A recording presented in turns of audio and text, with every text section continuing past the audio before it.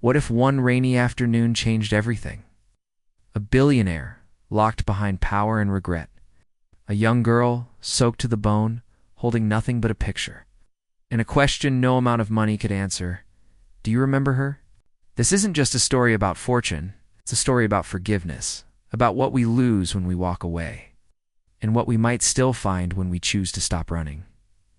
If you believe in second chances, if your heart still aches for stories that heal, then take a quiet breath and join us. Subscribe to Moments That Heal to never miss a story that moves you and maybe, just maybe, brings a little light to your day. Now let us begin.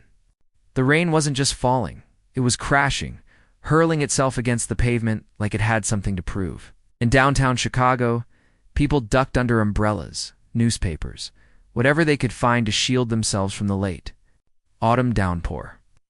But Graham Whitmore didn't flinch. He sat motionless in the back seat of his black Mercedes, watching the city blur behind rivulets of water on the tinted glass. The driver slowed at the red light just outside an old church, with boarded windows, now turned into a shelter. Graham glanced down at his phone, ignoring the buzz of messages piling up, board updates, media requests, a reminder to confirm his attendance at the Manhattan Philanthropy Summit next week. That's when he saw her. A small figure stood on the sidewalk, drenched, barefoot, hair matted to her forehead. She wasn't moving.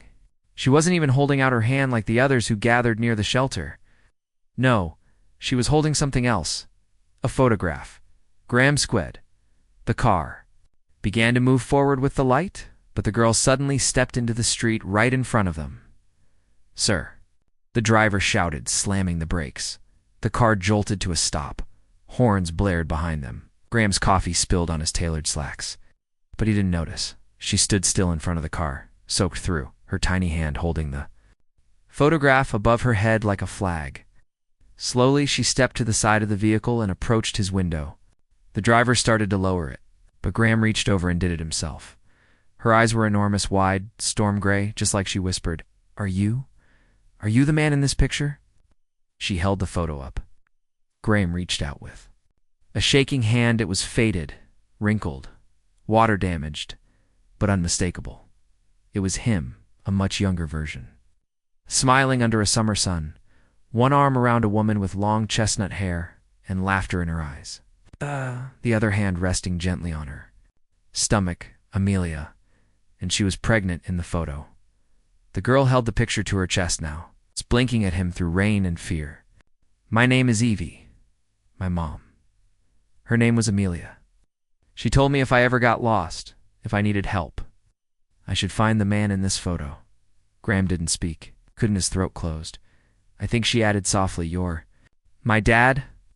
10 minutes later, Graham sat across from the girl inside his penthouse, wrapped in a large towel that nearly swallowed her tiny frame. The warmth of the fire crackled against the floor-to-ceiling windows. But the silence was thick, unrelenting. He hadn't said a word since she entered. She, the other hand, had been cautiously talkative. "My mom died 3 months ago," she explained, staring into the flames. "We were staying with someone she trusted. Her best friend, Miss Margot. She couldn't keep me anymore. I didn't want to go to foster care, so I ran. But I had this." She held up the picture again, still damp but drying. She said, "You lived high up in the sky in buildings with glass walls. She said you once painted the sky for her birthday." A faint smile tugged at her lips. "I thought that sounded like something only a really nice man would do." Graham leaned forward, elbows on knees, eyes heavy. "Evie," he finally said, "how old are you?" 11. He nodded once, slowly did the math. The timeline fit. Why didn't I started to ask, but stopped. Why didn't Amelia tell him? Why didn't she come back? Why didn't she let him know he had a daughter? But a deeper voice inside him whispered, "Why didn't you fight harder to stay?" Evie shifted on the leather couch, her bare feet not quite touching the rug. "She told me you were a good man," she said, "but that sometimes good men get lost too." Graham inhaled sharply. His chest ached, not from shock, but from recognition. He had spent the last decade building walls so high. No. One could see the regret inside. The billion-dollar empire, the quiet reclusion, The calculated interviews, they were all bricks in that wall, and now this girl had walked right through it. Later that night, as she slept curled under a blanket on the guest room daybed, Graham sat in his study with the photograph laid out on his desk. He traced the edges of Amelia's face with his thumb.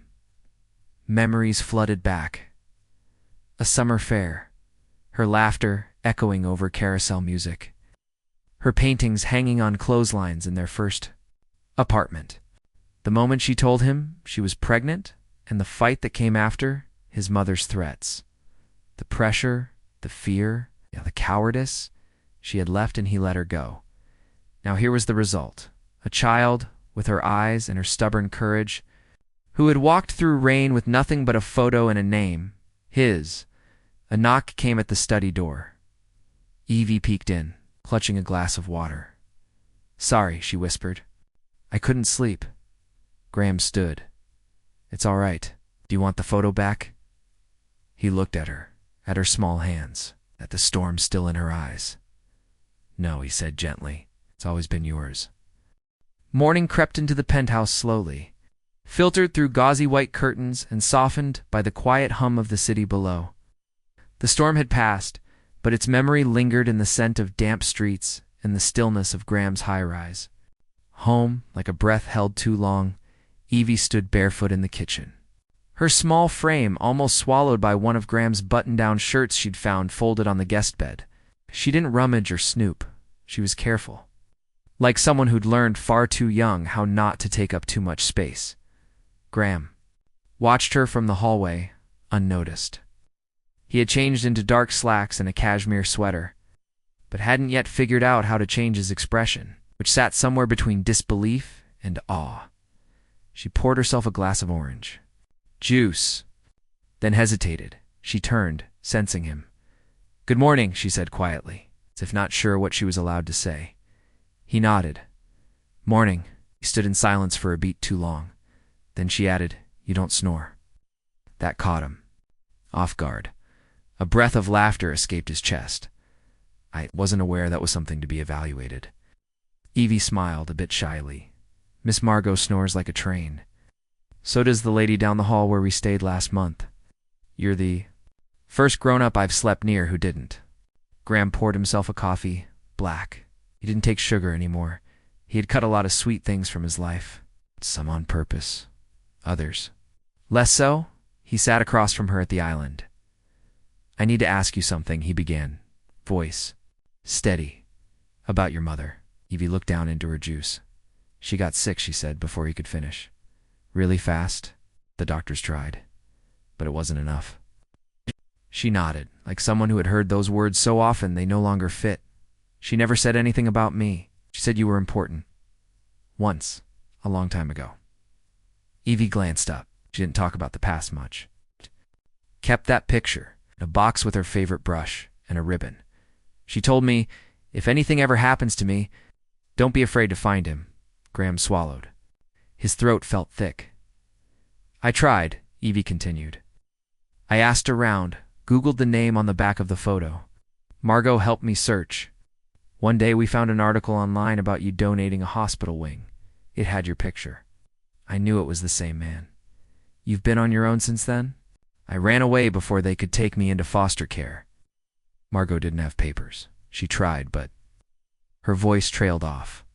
Graham felt something shift inside him, a tightness unraveling, a string of guilt tugging loose. She looked up at him, her eyes unwavering. "I didn't come for money." "I know. I just didn't want to forget her. And she said you were part of her. So maybe you're part of me too. It wasn't a child's manipulation. It was truth, stripped bare." It stunned him. Later that afternoon, Graham called Lydia, his discreet and formidable personal assistant. "I need to clear my week," he said. There was a pause on the line. "Everything, sir? Including the Zurich board conference?" "Yes." "May I ask why?" He glanced toward the guest room door, slightly ajar, where Evie was napping, with a book still open on her chest. "I have a guest," he said simply. Lydia, professional to the bone, didn't press further. "Very well. I'll notify Mr. Clarkson that you'll chair remotely." Lydia, he added. Yes, Mr. Whitmore. Call our legal department. I want every record, every document from 12 years ago involving Amelia Raines. Start with the trust account I requested be closed. I want to know if it ever was. He ended the call without waiting for acknowledgement, because deep inside, questions were piling like storm clouds again. Why had Amelia disappeared so completely? Why hadn't she reached out even once?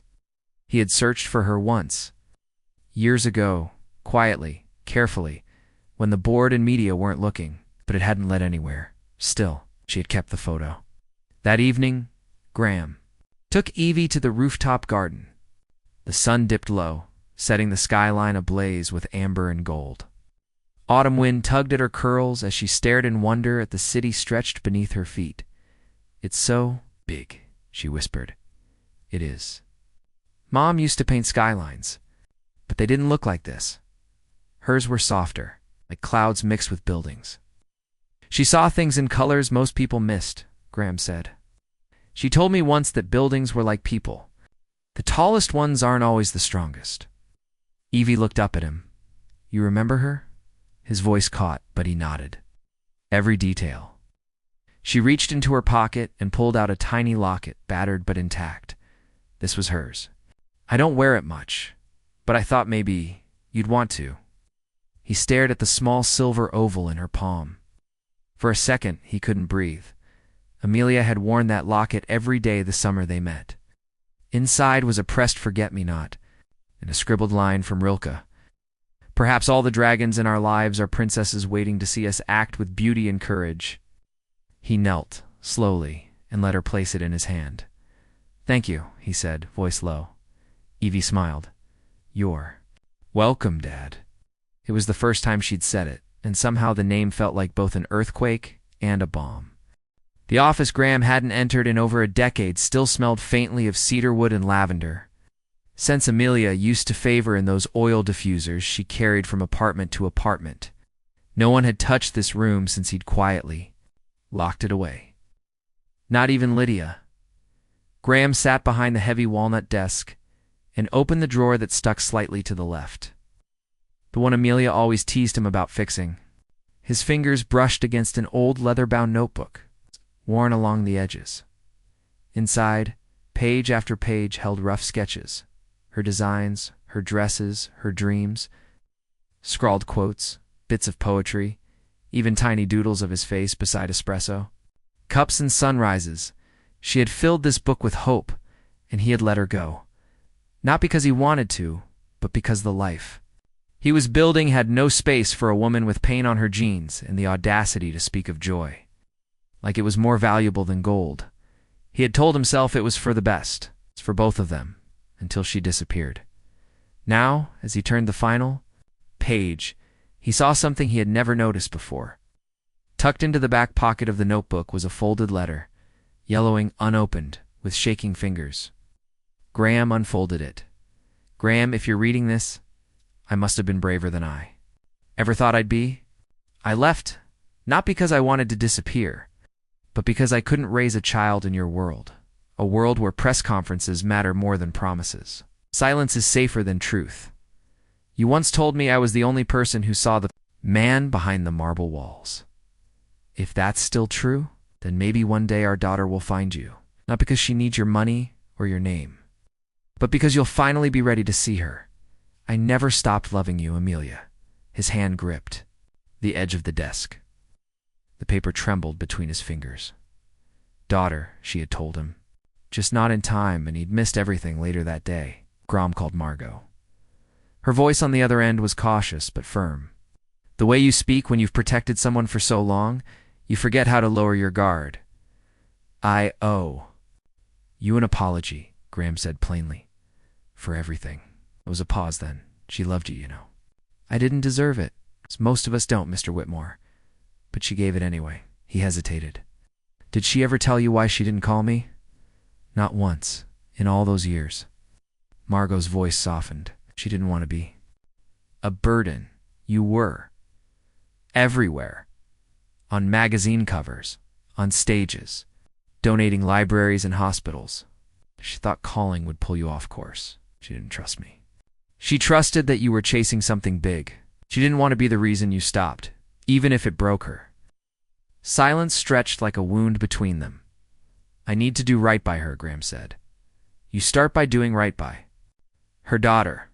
Evie was sitting cross-legged on the living room rug, puzzling over a jigsaw of a cathedral skyline. Her hair was pulled up in a lopsided bun, and her eyes narrowed in concentration. She didn't look up when Graham entered, just held up a piece. This one's tricky. I think it's the top of the spire. He walked over and sat beside her, wordless, accepting the piece from her hand. I found something, he said gently. A letter from your mom. She froze, then looked at him. She wrote about you, he continued.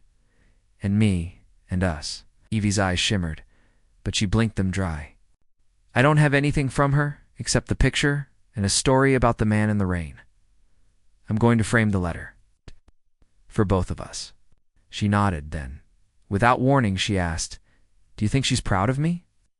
Graham didn't answer right away. He looked at the puzzle piece in his palm. I think she'd be proud you made it this far, that you found me, that you never gave up, even when everything told you to. Evie didn't say anything. She just leaned against him, small and brave. It was the first time in a long time that Graham felt like something inside him wasn't missing, but mending. The next morning, the world found out. It wasn't supposed to happen so soon. Lydia had been discreet, but someone leaked the surveillance footage of the rain-drenched girl outside Graham's building. The internet did what it always did, speculated, twisted, exploded. Billionaire's secret daughter. CEO's rainy night visitor.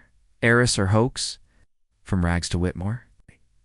Graham stood in the hallway of his office tower, watching the chaos unfurl through the glass. Journalists buzzing at the front entrance. Headlines scrolling. Across screens, shareholders already requesting emergency meetings. He turned to Lydia. Call a press conference, he said, sir. Today, 1 hour, I'll speak. She nodded slowly, recognizing the fire behind his calm. You're sure? Yeah. Have a daughter, he said simply. And I'm not hiding anymore. The conference room at Whitmore Tower had never been this full. Cameras were already rolling. Flashes flared against the glass backdrop of the city skyline. Dozens of reporters murmured among themselves, notes and voice recorders at the ready. Waiting to pounce, Graham stood just behind the curtain. His heart pounded like a war drum in his chest, but his face remained still, composed. Unreadable. Lydia adjusted the microphone on his lapel. You don't have to go out there. I do, he said. She looked him in the eyes, really looked, and saw something new. Not the billionaire CEO who weathered boardroom storms with a single glance, but a man who had lost something precious. And had found reason to fight again, then go, she said softly. Tell them who you are. The doors opened. The room hushed. Graham stepped into the spotlight. He didn't read a statement. He didn't bring notes. He simply stood before the sea of curious eyes and said, 12 years ago, I lost someone I loved. Her name was Amelia Blake. She was an artist, a dreamer. And she was the woman I should have never let go. Quiet. Ripple moved through the crowd. She left this world 8 years ago, he continued, and I didn't know. I didn't know she'd given birth to a daughter, my daughter. Gasps. Shutters clicked like machine gun fire. I met Evie Whitmore for the first time last week, he said. She was standing in the rain. She had a photograph in her hand, picture of her mother and me, picture I hadn't seen in over a decade. He paused, voice steady but thick with emotion. I've been called many things in the press. Visionary, tycoon, recluse. But today, I just want to be one thing, her father. More silence. Some journalists were lowering their cameras, unexpectedly moved. I know what you're thinking. DNA? Proof? He said, anticipating the cynics. We're doing it. The test. But it doesn't take blood to tell you what I already know. He looked directly into the camera lens. She's mine. And I'm not walking away. 2 hours later, Graham sat on the edge of the exam table at St. Francis Private Clinic. Evie swung her legs beside him, looking equal parts excited and terrified. It hurt? She asked. Just a little swab. I've had meetings worse than this, she giggled. Like with that guy from the Whitestone group? His eyebrows rose. You've been doing your homework. I Googled you, she said proudly. A lot, he smirked. Find anything good? You built a children's hospital in Boston. That's cool. Graham's expression softened. That one was for Amelia. She always wanted to paint murals in hospitals. The door opened. A nurse entered with gloves and sterile kits. You ready? She smiled. Evie nodded, squeezing Graham's hand under the table. The swabs were quick, simple, inner cheek samples. But the meaning behind them carried the weight of lifetimes. Back at the penthouse, the city lights shimmered through floor-to-ceiling windows. Graham poured 2 cups of cocoa, one with whipped cream and sprinkles, just as Evie liked it. She, curled up on the oversized sofa with a fleece blanket around her. Did you mean it? She asked quietly. Mean what? What you said on TV? That you didn't need a test to know? He turned to her, serious. Evie, I knew the moment I saw you. Your eyes, they look like Amelia's, but sharper. Your sarcasm? That's all. Me. And the way you hold that little pencil in your left hand when you draw? I used to do that when I was your age. She smiled shyly, I think. Maybe I already knew too, she whispered. They sat together in silence, sipping cocoa, a father and daughter trying to rebuild something neither had known they were missing. The following morning, results arrived. Graham stood alone at his desk. Lydia placed the envelope before him, but didn't open it. She didn't need to. The truth was already there, written in every glance, every joke, every shared silence between him and the girl now asleep down the hall. Still, he broke the seal. 1. Line confirmed everything. Probability of paternity. 99.997%. He exhaled slowly and set the paper down. Not because it changed anything, but because it closed the final door on doubt for the world, for Evie and maybe even for himself. Later that day, he called a board meeting. Half the faces on the screen were dialing in from villas and yachts. The other half stared at him from polished chairs around the table. Let me guess, Graham said before anyone could speak. You're wondering if I'm going soft. It's an awkward silence. You're wondering if one girl with a backpack and a photograph has turned your infallible CEO into a sentimental fool. No one denied it. Well, let me tell you something, he said, standing tall. If being a father means putting people before press, stories before stock prices, and truth before reputation, then yes, I'm soft, and I'm proud of it. Let the words settle like thunder. You made your billions because I was ruthless, he added. Now watch what I do when I have something worth protecting. That night, Evie found the DNA envelope on the kitchen counter. She opened it quietly, read the line, smiled, then walked out to the balcony where Graham stood, gazing at the city. You were right, she said, handing it to him. He didn't even glance down. I already knew. She took his hand, her grip smaller than his, but strong. I want to learn more about her, she said. Mom, I want to know who she really was. Graham nodded, his voice low. Then let's find her together. The box was smaller than Evie expected. Old and weathered, the kind of box people once used to keep wedding bands or first baby teeth. It was tucked away in the bottom drawer of Graham's study, underneath contracts, ledgers, and the keys to cars she'd never heard of. He didn't know it was there, at least, not consciously. When Evie asked about Amelia's letters, he shook his head. She never sent me one. But that night, while Evie was sketching in the library and Graham was on a call with his legal team, she wandered back into his study, curious, drawn by instinct or something deeper, and she found the box. The lock was broken. Inside, wrapped in yellowing tissue, was a single envelope addressed in Amelia's handwriting. Graham. For when it's too late to explain in person, Evie held it as if it were a heartbeat. She didn't open it. Not right away. Instead, she waited until Graham had finished his meeting. The two of them sat on the kitchen island, the only light coming from the pendant lamp above. Evie slid the envelope toward him, hands trembling. I found this, she said softly.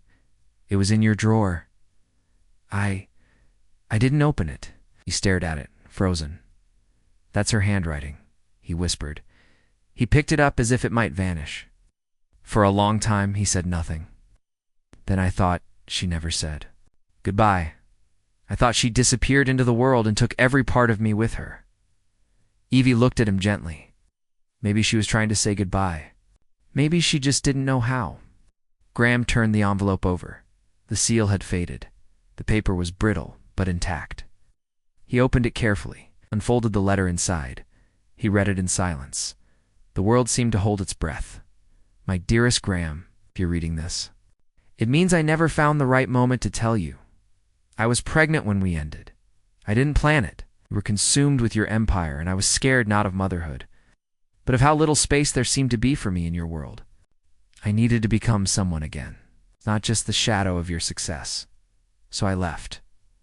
I never told you because I wanted to prove I could raise her without needing your name or your money.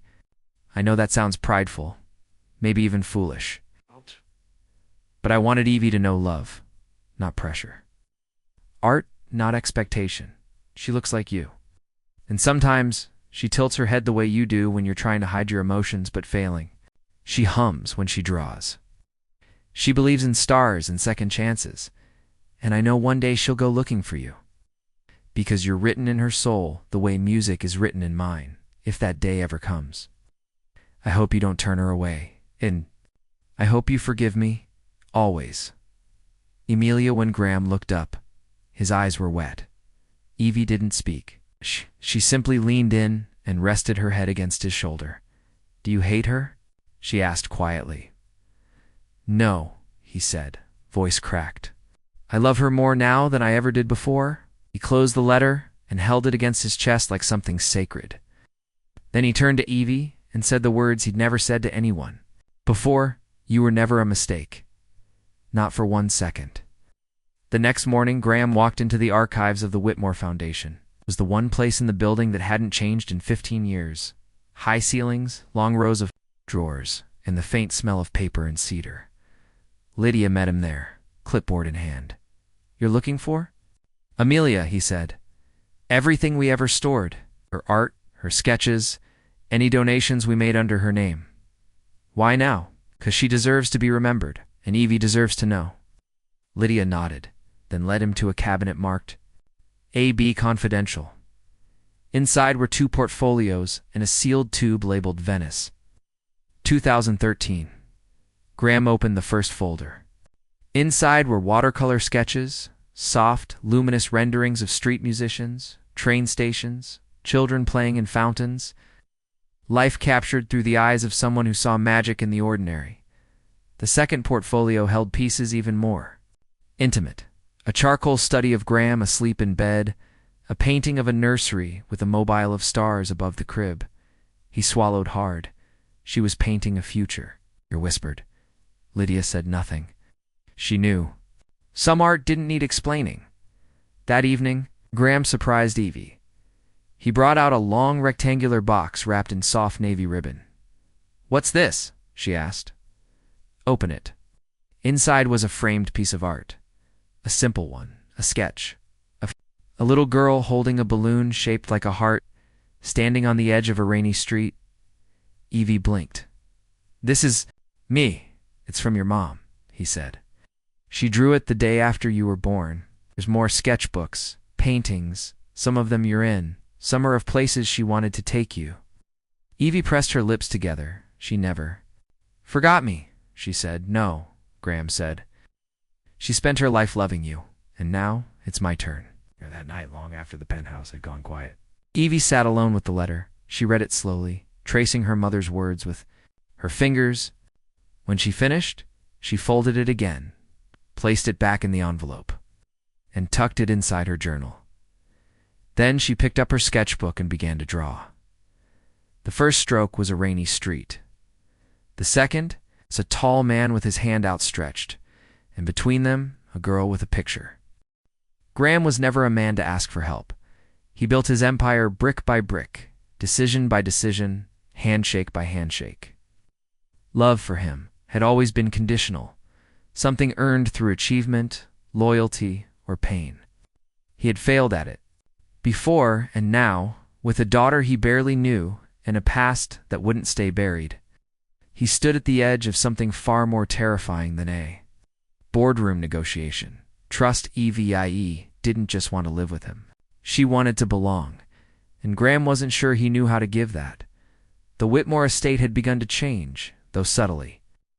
Amelia's art now hung in the sunroom. Small, upright piano, one Evie had found, tucked away in storage, was moved into the sitting room, which played its soft, uncertain melodies at first, then more confident, as if the house itself was relearning how to breathe. Graham listened from his study, doors half open, heart even more so. Lydia noticed. "You should sit with her when she plays," she told him gently over coffee. "It's not the music she wants you to hear. It's the silence between the notes, the space where you belong." One afternoon, Evie returned from school with tear-stained cheeks and a silence that clung to her like fog. Graham saw her from the library window, backpack slung low, shoulders slumped. He met her at the door. "What happened?" he asked, concern flooding his voice. Evie tried to brush past him, but he placed a hand on her shoulder. "Evie." She looked up, eyes rimmed red. "They said I was the charity daughter, that my dad didn't want me. That's why I was begging in the rain." Graham's jaw tightened. "Who said that?" "Doesn't matter," she mumbled. "They're not wrong. You didn't know I existed. And when you did, you pitied me." Graham stepped back as if struck. The words hit deeper than any scandal ever had. "I don't pity you," he said slowly. "I envy you." Evie blinked. "You have your mother's courage, her eyes, her music. I lost that a long time ago. And now I'm trying to find my way back to it through you." She didn't speak, but she didn't leave either. Graham exhaled, heart pounding. "You can be angry, confused, even hurt. I deserve that, but I need you to know something." He knelt slightly, meeting her eyes. "You are not a project. You are not a problem I'm trying to fix. You're my daughter. And if you let me, I want to earn the right to be your father." Tears slid down Evie's face again, but this time they weren't just pain. They were release. She nodded once and whispered, "Okay." From that day forward, things shifted. Graham began rearranging meetings to make breakfast at home. He showed up to Evie's art show at school, surprising her with flowers wrapped in brown paper. He spent Sunday afternoons walking with her through the park, asking questions not about grades or goals, but about feelings, dreams, books she loved. He didn't always get it right, but he showed up, and Evie slowly let him in. One evening, as they sat on the back porch, watching the sky streak with lavender and gold, Evie turned to him with a quiet smile. "I used to imagine what you'd be like," she said. "Oh," he asked, amused. "What did you imagine? Tall, tired-looking, busy, maybe grumpy?" He laughed. "That's fairly accurate, but I didn't imagine you'd care this much, or try this hard." He turned serious. "I'll always try, Evie, even if I fail, especially if I fail." She leaned her head on his shoulder. "That's all I ever wanted." Meanwhile, outside the warm cocoon they were building together, the media buzzed. Photos of Evie and Graham walking hand in hand through Central Park began circulating. Rumors swirled, investors whispered. A few tabloids ran harsh headlines. Whitmore's surprise heiress, charity or scandal? Graham's board called an emergency meeting. "You need to control the narrative," one member urged. "Issue a statement." "Distance yourself," another chimed in. "Your legacy is at risk, Graham." He sat at the head of the long table, fingers steepled, jaw firm. "My legacy isn't a press release," he said. "It's her." Silence, he stood. "Let them write what they want. I'm not hiding the best part of my life because some people can't see past their own cynicism." The room bristled with discomfort, but no one dared argue. Graham Whitmore, after all, had never been more certain of anything. Later that night, he sat alone in his study, the fire crackling beside him. Lydia entered quietly with a cup of chamomile. "Tea, you know this won't be easy," she said. "Raising her or rebuilding my reputation?" "Both." He took the cup and nodded. but for the first time I feel like I'm doing something that actually matters. Lydia smiled. You're learning that love isn't given because of a last name or a title, it's earned. He looked toward the hallway where Evie's laughter echoed faintly from her room. Then I've got work to do. That weekend, Graham took Evie to visit the Whitmore Children's Arts Center, place he'd funded but never truly entered. He watched her eyes light up as she saw the gallery walls, the tiny easels, the paper stars hanging from the ceiling. Can I teach a class? Here, she asked, voice tentative. Graham looked at the director, who nodded. Double quotes, absolutely, he said. Evie beamed, and as she walked away to meet the other kids, Graham realized something. He wasn't just earning her love, he was learning how to give it. The rain returned the morning of the exhibit. A soft drizzle clung to the windows of the Whitmore Children's Arts Center, blurring the skyline like a fading painting. But inside, the building pulsed with quiet anticipation. Children buzzed through the halls with nervous energy, paintings carefully mounted, name tags pinned crookedly to chests, and paper stars floating above them on invisible threads. Evie stood in the middle of it all, her hands clasped tightly in front of her, a splash of blue paint on her sleeve and her hair tied up with a ribbon that had once belonged to her mother. She's nervous, Lydia whispered to Graham from a corner near the refreshment table. She's 11, Graham replied, watching Evie as if she were the center of the universe. She's braver than I've ever been. He had never stepped into this place before Evie asked him to, despite having his name engraved in brass at the entrance. It was easier to give money than time. But now, as he stood among the canvas-covered walls and heard the laughter of children, he realized how much of life he had missed. Evie's piece was hung at the far end of the main gallery, canvas nearly as tall as she was, painted with broad, expressive strokes. It wasn't precise or classically refined, but it was raw, full of movement, full of truth. At the center of the painting was a girl, barefoot, holding a photo in the rain. The background blurred into a swirl of memory storm clouds above, city buildings melting like wax, and a glowing golden light in the shape of a door. Graham stood in front of it longer than he meant to. It's not because it was beautiful, though. It was but because it was honest. It was her story, and his. He hadn't realized how deeply she'd seen him, or herself. Evie came to stand beside him quietly.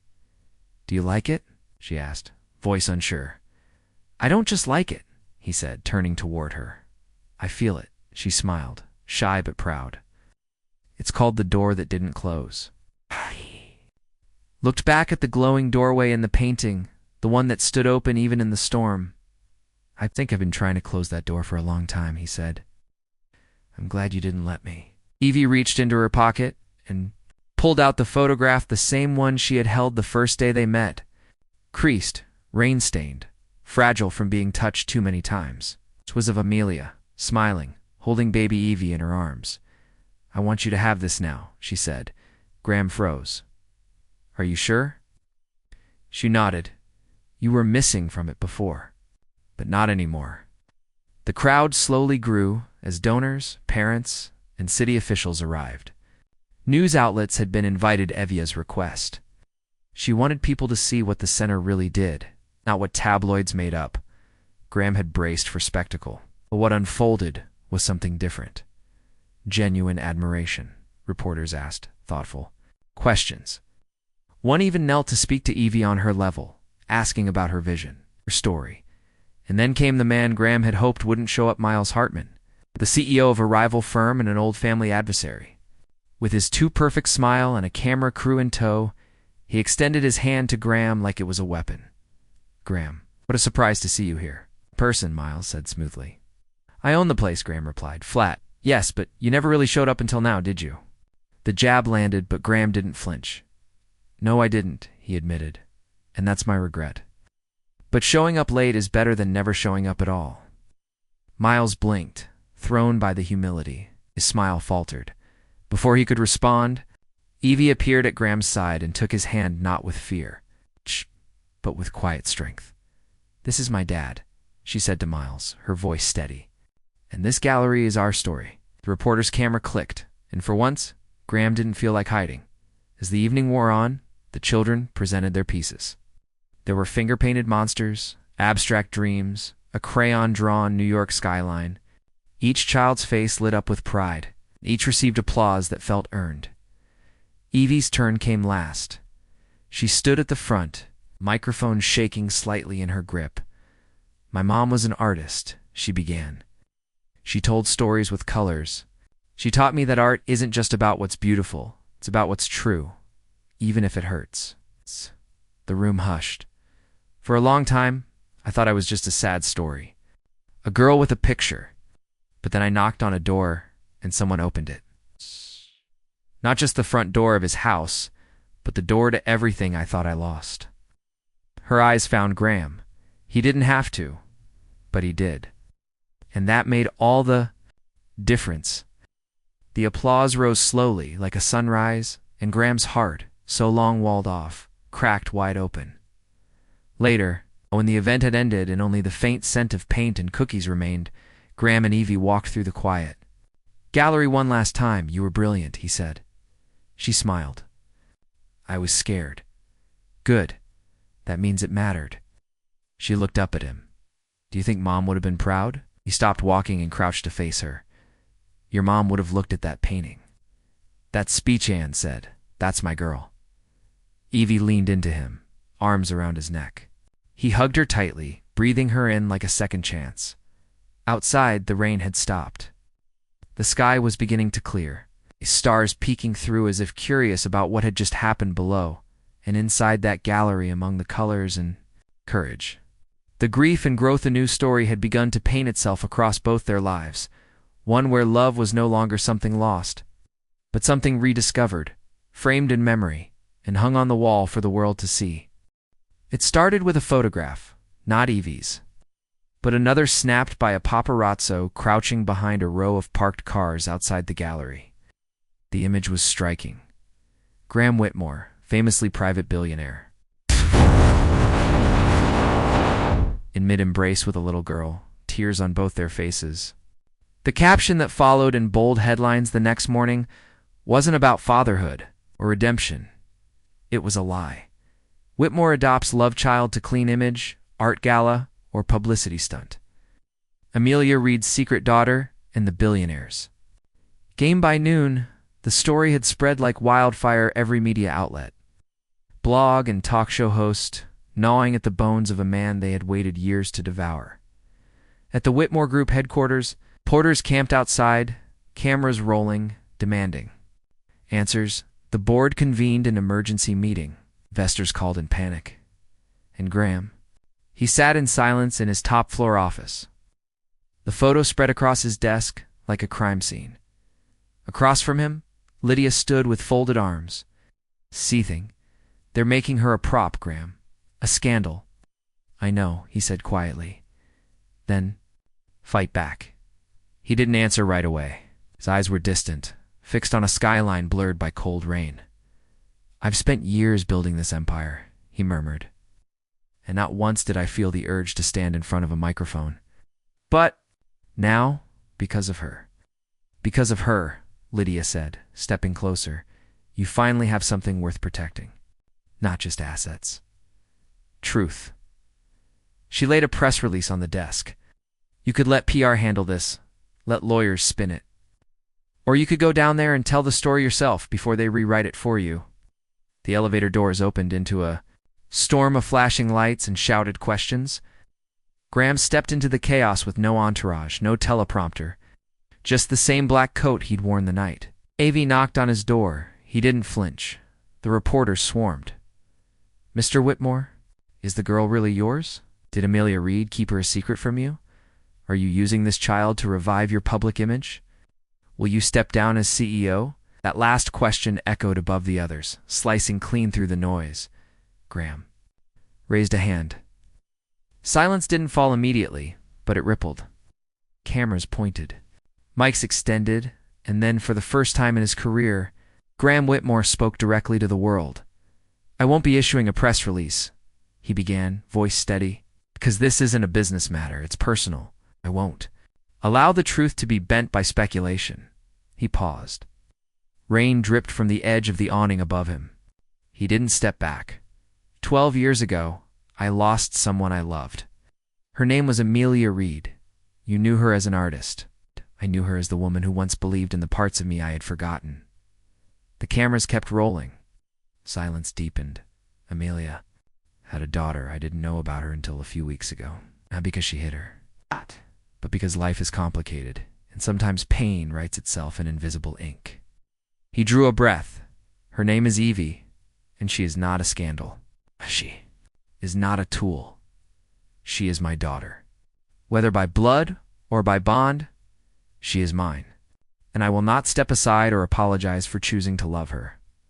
The crowd stilled. Graham's voice did not waver. You can write what you want. Twist it into whatever narrative you think sells. But understand this. The man I was before would have hidden. The man I am now won't. He turned, walking past the stunned reporters and into the building inside. The boardroom was waiting. The meeting was brutal. Charts, projections.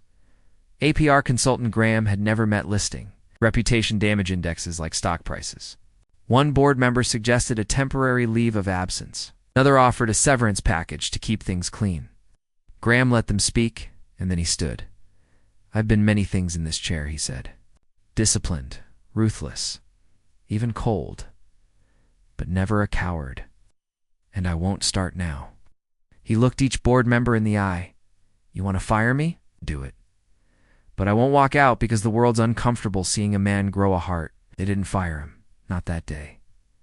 Some walked out, some applauded. But what mattered most was this. He stayed not because the company needed him, but because Evie did, and for once. Graham Whitmore wasn't just building a legacy, he was living it. That night, back at the cottage, Graham found Evie in the living room curled up under a blanket, staring at the muted TV where headlines still crawled across the screen. I saw it, she whispered. All the things they said. He knelt beside her.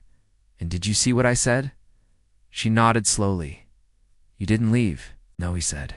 Not this time. Abby hesitated. Then reached into the folds of the blanket and handed him a crumpled piece of paper. I wrote this for school, but I want you to have it. It was a short essay titled, What Makes Someone Brave? He read it by the light of the fireplace, his throat tightening as her childlike words spelled out the story of a man who opened a door and found his daughter. Standing in the rain, when he looked up, Evie was watching him. I'm proud you're my dad, she said, and that was worth more than any boardroom or headline ever could be. The first morning they woke up under the same roof without shadows lurking over them. Graham made pancakes. He didn't know why, only that it felt like something a father might do, a small, warm gesture in a world that had been cold for too long. He burned the first batch. Evie laughed. Really laughed. Do billionaires not believe in spatulas? She teased, twirling in her oversized pajama shirt his. Now hers, mudged with flour across the front. I usually have people for that, Graham admitted sheepishly, holding up a misshapen flapjack, like it was a failed experiment. But I'm learning. Learning's messy, she said. Ordinary, not quite miraculous. There were spelling quizzes, forgotten lunches, inside jokes about Graham's inability to fold fitted sheets, and evening walks down the gravel path near the lake. Lydia dropped by often, half to supervise, half because she couldn't stop watching. Graham transformed before her eyes. It was Evie who took the lead on most things.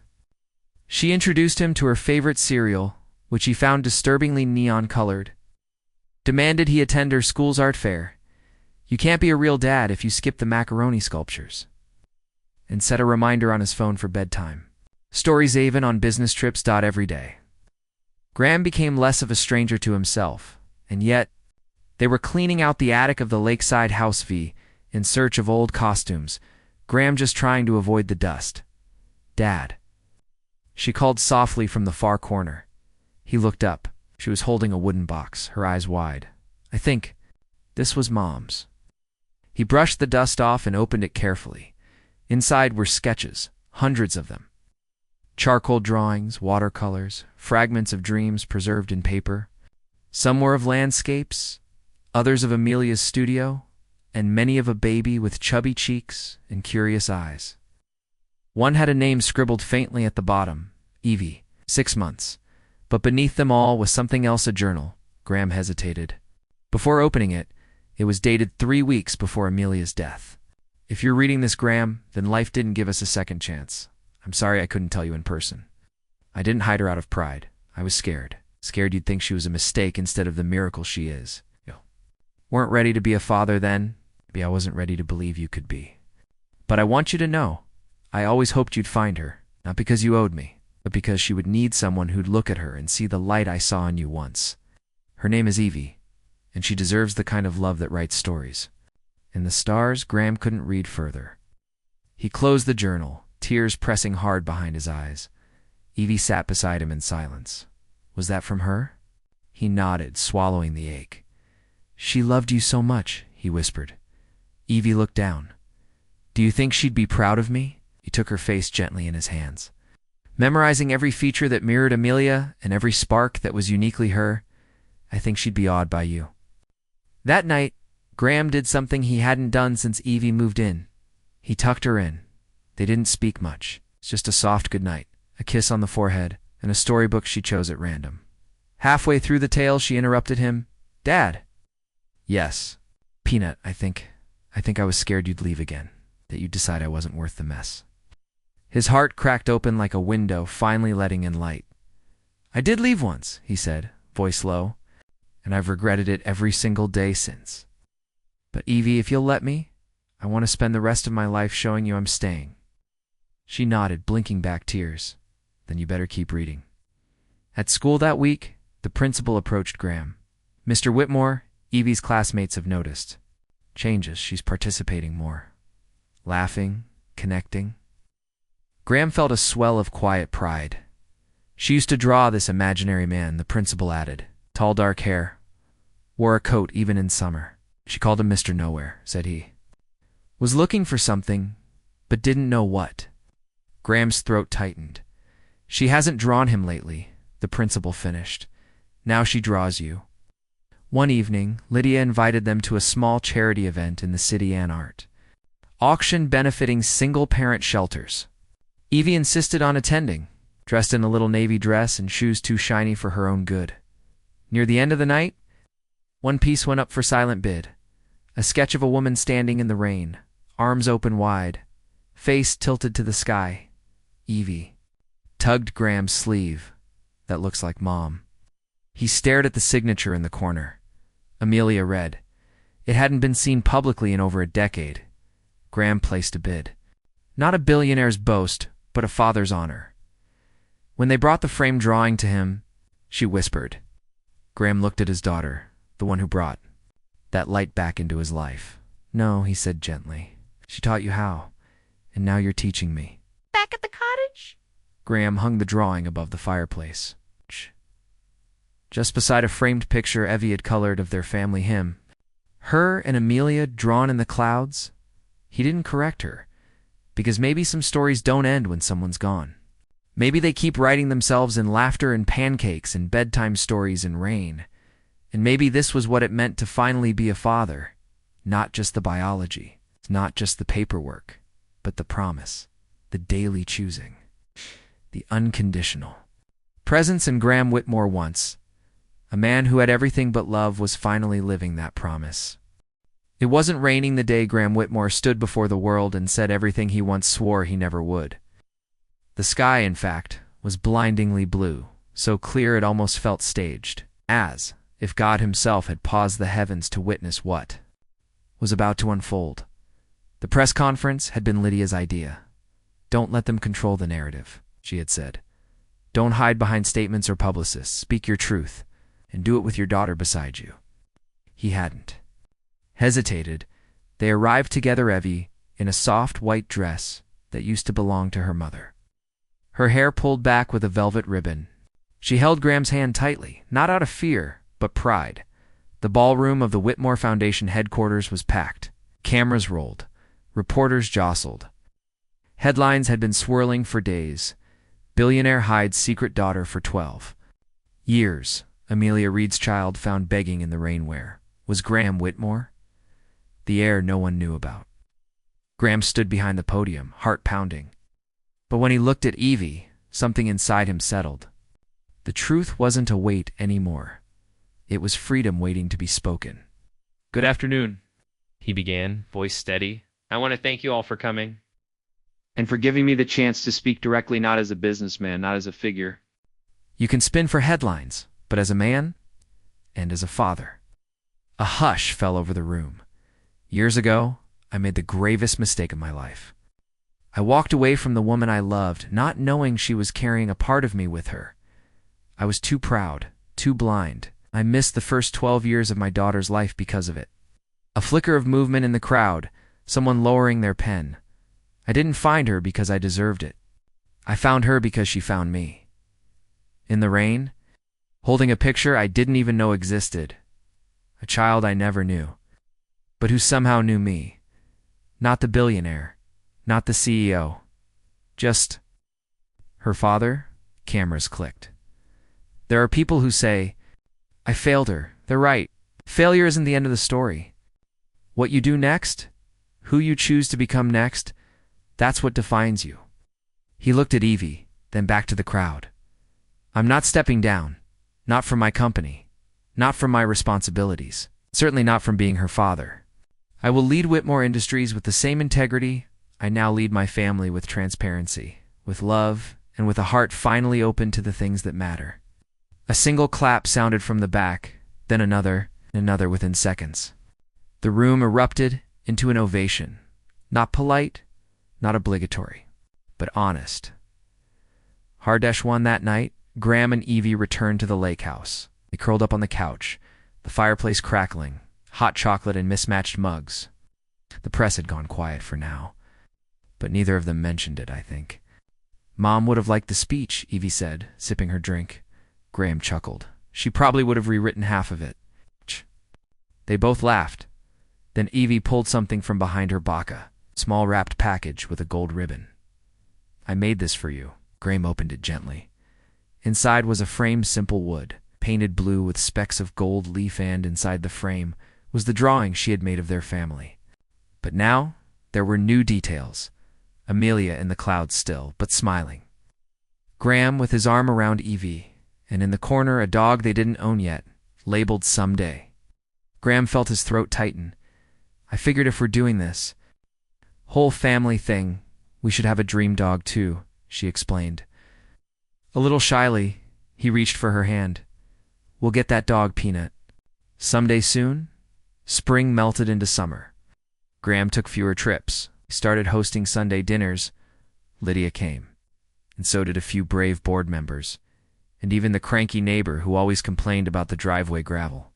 Evie made a habit of sitting on the porch each evening, sketching with the same quiet focus her mother once had. One evening, she looked up. You ever think the storm wasn't just weather? Graham tilted his head. What do you mean?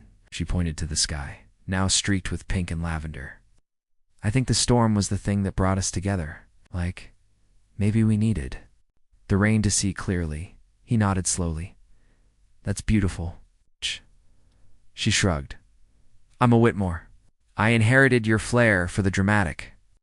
They both smiled. On the anniversary of Amelia's passing, they held a small memorial at the lake, just the two of them. Graham read aloud from her journal. Evie placed flowers in the water. Neither of them cried. They didn't need to, because love hadn't left. It had just changed shape one morning. Graham found himself walking alone through the city, the same streets he had once passed without noticing. Now, everything seemed brighter, more human. He paused near a cafe where he had first taken Amelia, back before the money, before the pressure. There in the window hung a child's drawing.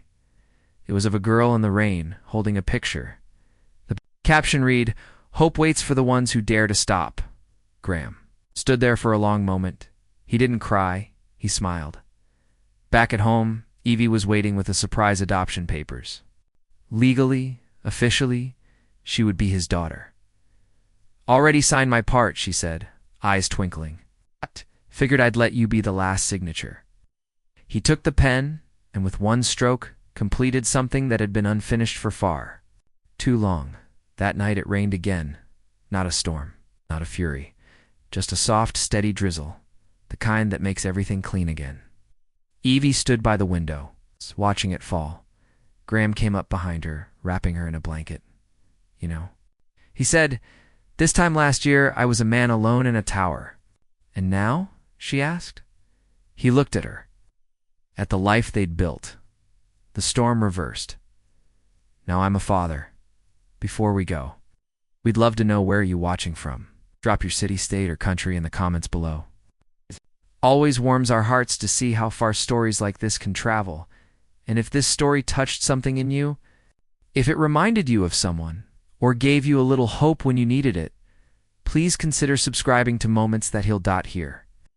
We believe in stories that don't just entertain, but stories that restore something inside us. Like, share with someone who needs it. Don't forget to hit that little bell so you never miss what's next. From all of us here, thank you for being with us today. Stay kind, stay open. Until next time, may your own story be filled with moments that heal.